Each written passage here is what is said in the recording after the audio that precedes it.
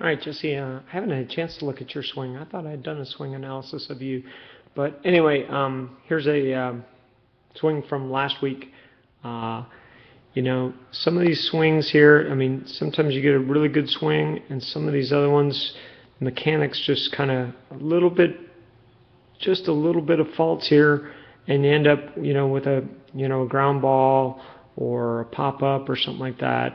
And although this isn't shot at the best frame rate, I'm going to just kind of show you a couple of things I'd like to see you do, and I think you'd have a little bit more success.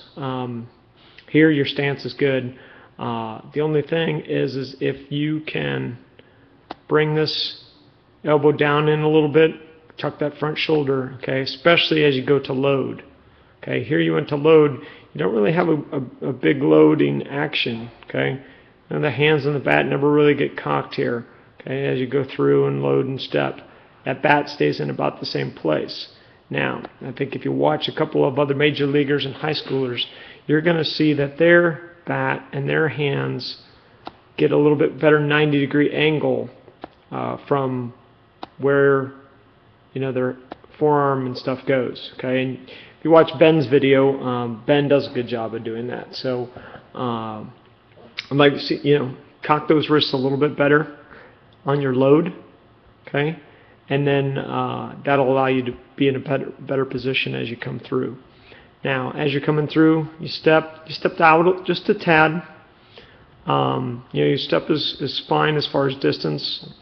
A little bit bigger step, but what ends up happening is your hips actually coming through almost a little too quickly.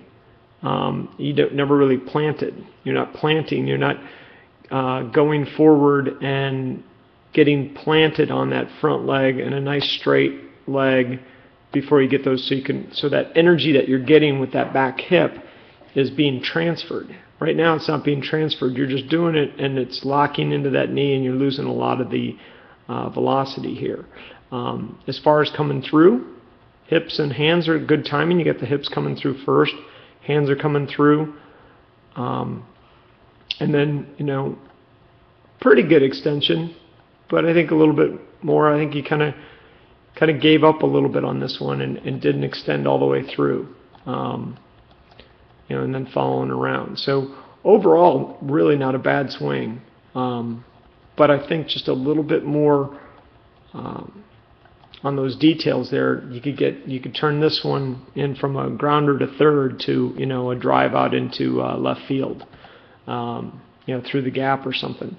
I'm going to bring in a guy here on the second half.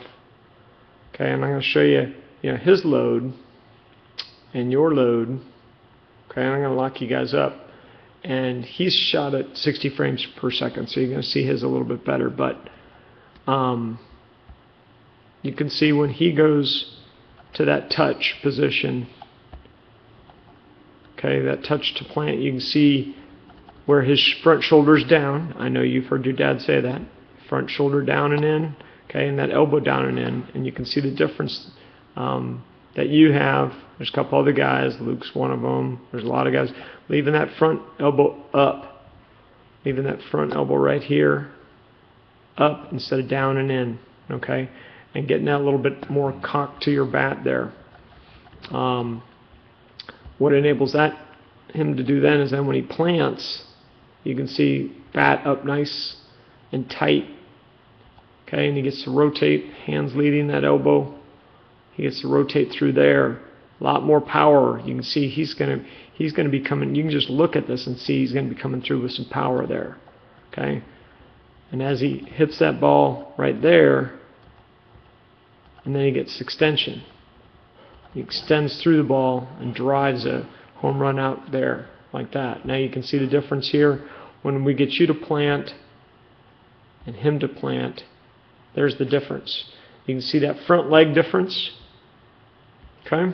A little bit of a step out, not really locking that front leg in. You can see where he's locked that front leg in so that he's able to rotate right around and transfer. Everything gets transferred because that leg's locked in.